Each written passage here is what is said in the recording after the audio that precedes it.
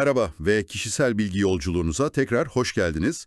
Bugün masamızda hermetik astroloji uzmanı Berçin Adakaleli'nin bir analizi var. İkizler Yeni Ay üzerine. Yani astrolojiyi o kadim bilgelikle birleştiren bir yaklaşım bu, değil mi? Aynen öyle.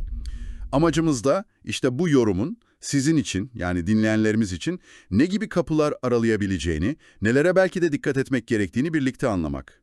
Analize göre bu yeni ay İstanbul saatiyle sabah 6.02'de İkizler Burcu'nda doğuyor. Yönetici gezegeni de Merkür, yani Hermes. Evet. Bu ne demek oluyor? İletişim, öğrenme, ticaret, anlaşmalar, belki kısa yolculuklar falan, bütün bu konuların hız kazanacağı bir dönem mi? Kesinlikle.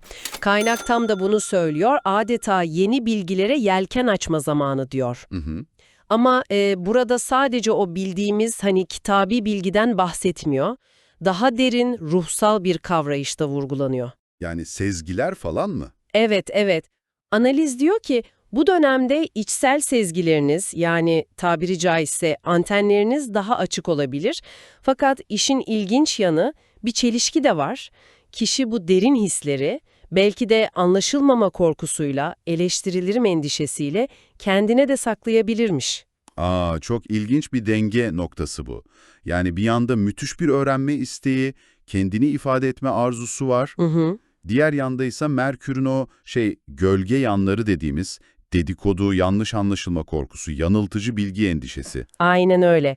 Kaynakta zaten hayal kurmak güzel ama ayakları yere basan, gerçekçi hedeflere odaklanmak lazım diyor. Peki ya o saklananlar? Hani ortaya çıkması muhtemel gizli şeyler dedin ya. İşte orası biraz daha nasıl desem dikkat gerektiren nokta.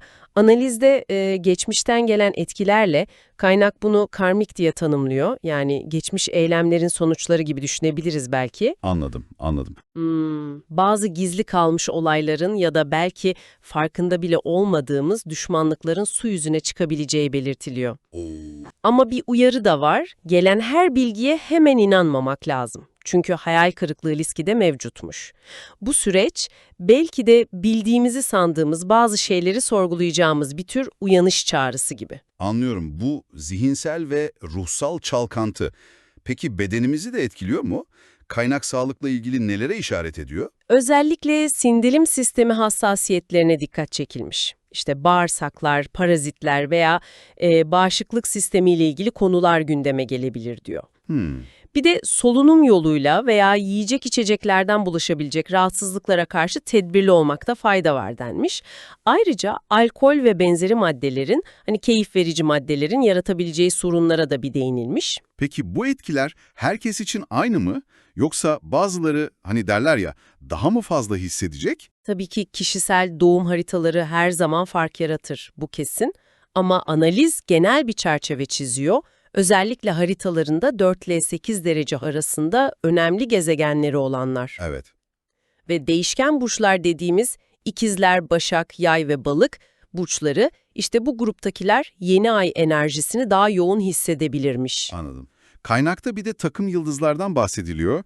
Draco ve Orion, bunların bu yeni aydaki önemi ne? Neden özellikle vurgulanmış olabilir? Evet, bu takım yıldızları analizde bu döneme özel çok güçlü sembolik enerjiler taşıyan arketipler olarak ele alınmış.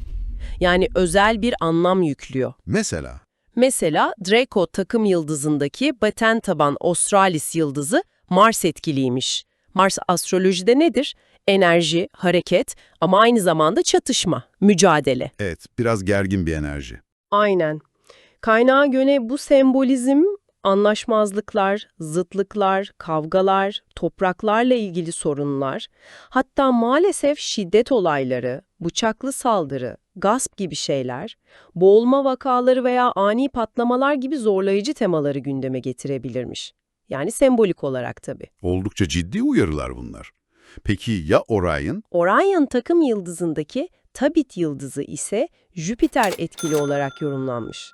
Jüpiter de genişlemeyi, adaleti ama bazen de abartıyı temsil eder biliyorsun. Bu etkinin olayları büyütebileceği, alkol veya zehirli maddelerle ilgili konuları, belki gizli suçların ifşasını, bir tür arınma veya hesaplaşma sürecini ve hatta beklenmedik yargılanmaları tetikleyebileceği belirtiliyor. Ama şu da eklenmiş, bu yıldız aynı zamanda yanlıştan doğruya dönme temasıyla da ilişkiliymiş. Bir umut ışığı gibi. Anladım. Bunlar gerçekten çok güçlü semboller. Peki dünya genelinde ne gibi eğilimler öngörülüyor? Hem olumlu hem olumsuz potansiyeller var sanırım, değil mi? Aynen öyle, tam bir madalyonun iki yüzü durumu. Bir yanda ani yasa değişiklikleri olabilirmiş. Eğitim ve yayıncılıkta, özellikle fantastik veya ütopik türlerde ilerlemeler. İlginç. Sağlık, bilim ve teknoloji alanında, özellikle havacılık, bilgisayar, elektronik gibi konularda olumlu gelişmeler bekleniyor. Ticari anlaşmalar, vergi düzenlemeleri de gündemde olabilir. Güzel haberler de var yani. Var tabii. Ama diğer yandaysa kaynağın yorumuna göre ülkeler içinde huzursuzluklar, kargaşalar, toplumsal hareketler, protestolar. Yangınlar, kazalar ve maalesef terör veya suikast gibi riskler de potansiyel olarak belirtilmiş. Bunlar biraz endişe verici tabii. Evet. Bir de sıcak hava dalgaları ve olası salgın hastalıklara karşı da bir uyarı notu düşürmüş. Peki etki alması beklenen spesifik bölgelerden bahsediliyor mu analizde? Evet. Türkiye'nin İç Batı Anadolu bölgesi sayılmış, Mısır, Yunanistan, Almanya, Japonya, ABD'nin batı kıyıları, Kaliforniya, Arizona gibi yerler, Avustralya, Endonezya, Brezilya ve bazı Afrika ile Arap Yarımadası ülkeleri de potansiyel etki alanları olarak sıralanmış. Anlaşıldı. Tüm bu bilgiler ışığında dinleyicilerimiz için ana çıkarım ne olabilir? Yani bu dönem belki de bildiklerimizi bir sorgulamak, yeni şeyler öğrenmeye açık olmak, içimizdeki o potansiyeli keşfetmek için bir davet gibi mi? Kesinlikle. Ama aynı zamanda gelen bilgilere karşı uyanık olmayı, her duyduğumuza hemen inanmamayı gerektiren bir süreç. Biraz eleştirel bakmak lazım. Doğru. Şöyle bir soruyla bitirelim belki de.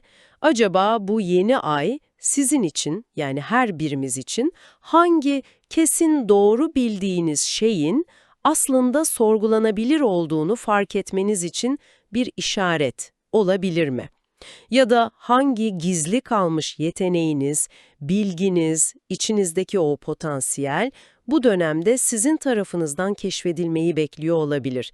Üzerine düşünmeye değer bence.